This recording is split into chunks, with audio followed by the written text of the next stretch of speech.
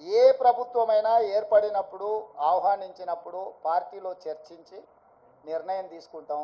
వ్యక్తిగా నేను నిర్ణయాలు తీసుకోవడానికి ఉండదు. పార్టీ సూచనల మేరకే నేను వ్యవహరించాల్సి ఉంటుంది. ఇది సిద్ధాంతపరంగా రాజకీయ పరంగా పార్టీ తీసుకోవాల్సిన నిర్ణయము. ఏ ప్రభుత్వం ఏర్పడ్డా స్నేహపూర్వకమైన వాతావరణంలో సమస్యలు పరిష్కరించుకుంటామని నేను ముందే చెప్పిన.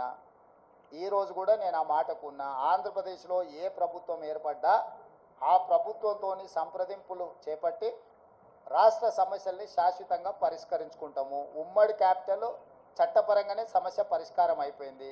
హైదరాబాద్ నగరం ఇప్పుడు తెలంగాణకు రాజధాని. అంటే ఒక కీలకమైన సమస్య ఆల్రెడీ చట్టపరంగా పరిష్కారం అయింది. మిగతా ఆస్తుల పంపకాలకు సంబంధించి, నీటి పంపకాలకు సంబంధించి ఉన్న సమస్యల్ని తప్పకుండా కూర్చుంటాం, చర్చించుకుంటాం, పరిష్కరించుకుంటాం. మాకేం బేసిజాలు లేవు. రాష్ట్రం యొక్క అభివృద్ధి, రాష్ట్రం యొక్క అభ్యున్నతి కోసము ఎవరితోనైనా చర్చించడానికి మేము సిద్ధంగా ఉన్నాం, పరిష్కరించుకుంటాం. ఏం ప్రభాకర్?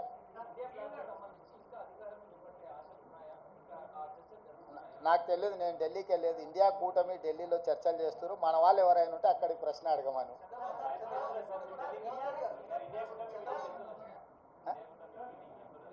ఇండియా కూటమిలో జాతీయ నాయకులు ఆ కూటమిలో ఉన్న వివిధ భాగస్వాములనే ఇప్పటికి పిలిచిండ్రు. ఇంతవరకు అయితే ఆహ్వానం రాలేదు. ఏదైనా ఢిల్లీకి సూచన చేస్తే మీరు తప్పకుండా వెళ్తారు. క్యాబేసి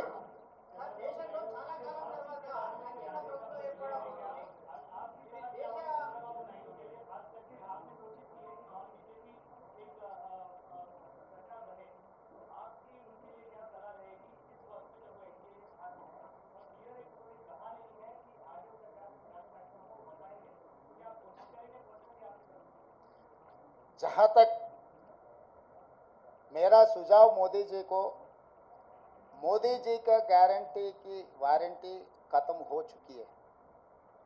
इसीलिए मोदी जी तुरंत जिम्मेदारी लेकर इस्तीफा दिए तो प्रधानमंत्री कुर्सी को उनके लिए शोभा है।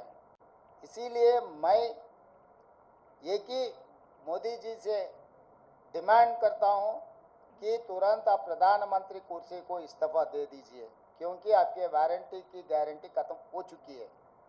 और दूसरी बात रहा ये जो अलायंस के बारे में, इंडिया अलायंस या कोई आए कोई गए, ये जिम्मेदारी मेरे नहीं है। मेरे जिम्मेदारी है तेलंगाना सरकार चलाने का, तेलंगाना कांग्रेस पार्टी को चलाने का जिम्मेदारी है। मैं गैर जिम्मेदारी के काम नहीं करता हूँ।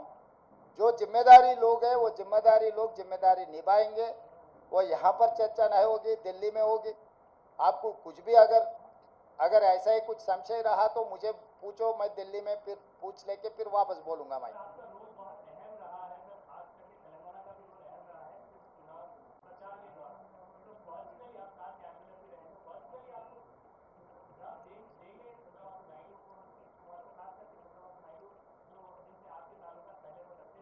अरे सबसे सबका ताल्लुकात है, कौन किससे पहचानते नहीं।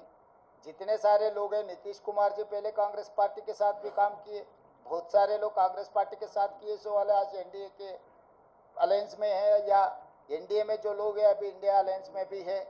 ये सब सारे प्रदेश लेवल पे चर्चा नहीं होने वाले हैं, नेशनल लेवल पे चर्चा होने वाले हैं। नेशनल लेवल पे अभी अलायंस का, इंडिया अलायंस का कुछ मीटिंग चल रहा है।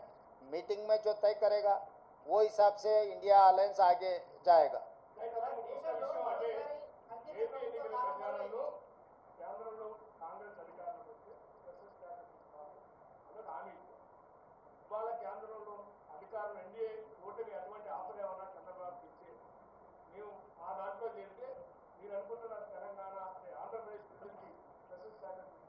నిన్న రాహుల్ గాంధీ గారి పత్రికా సమావేశం చూస్తే మీకు అందరికి స్పష్టత వచ్చి ఉండాలి.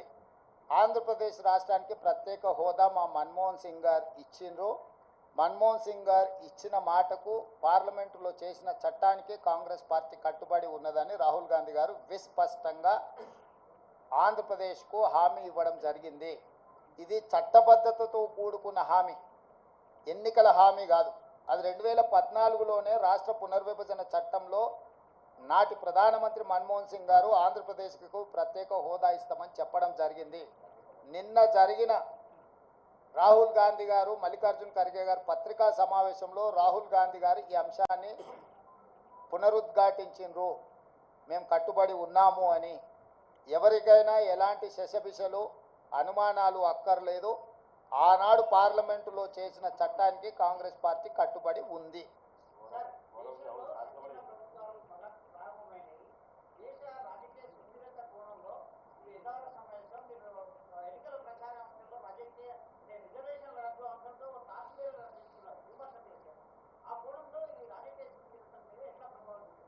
అంటే డెఫినెట్గా ఈరోజు 42% బీజేపీకి వచ్చి 41% ఇండియా కూటమికి వచ్చిందంటేనే ప్రజల ఆలోచనలో మార్పు వచ్చింది. మరీ ప్రధానంగా వారణాసి ప్రధానమంత్రి గారు పోటీ చేసిన ఉత్తరప్రదేశ్లో సమాజ్వాదీ పార్టీకి అత్యధిక స్థానాలు వచ్చినాయి. ఈరోజు సమాజ్వాదీ పార్టీ, కాంగ్రెస్ పార్టీ దాదాపుగా 40 పైగా సీట్లను సాధించడం జరిగింది.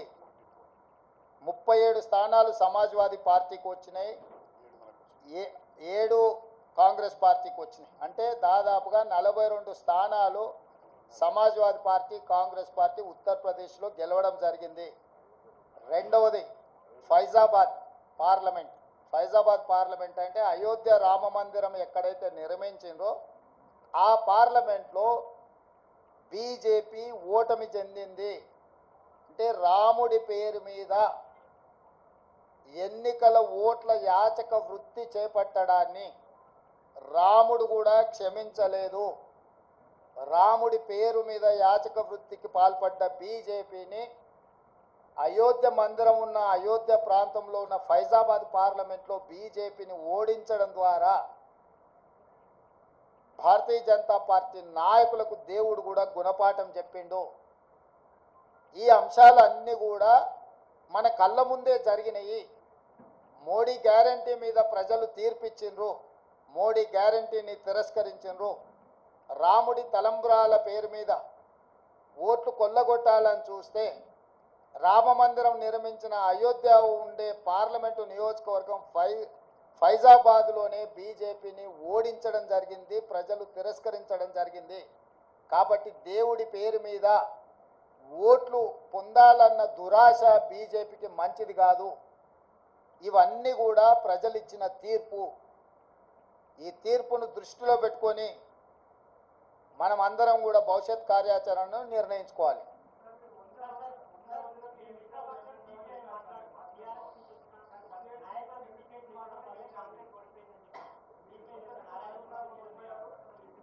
వాళ్ళ ప్రజాస్వామ్యంలో ఎవరి అభిప్రాయాలు వాళ్ళు స్వేచ్ఛగా చెప్పొచ్చు. వారి స్వేచ్ఛను నేను హరించను. వారు స్వేచ్ఛగా అభిప్రాయాలు చెప్పొచ్చు. Thank you.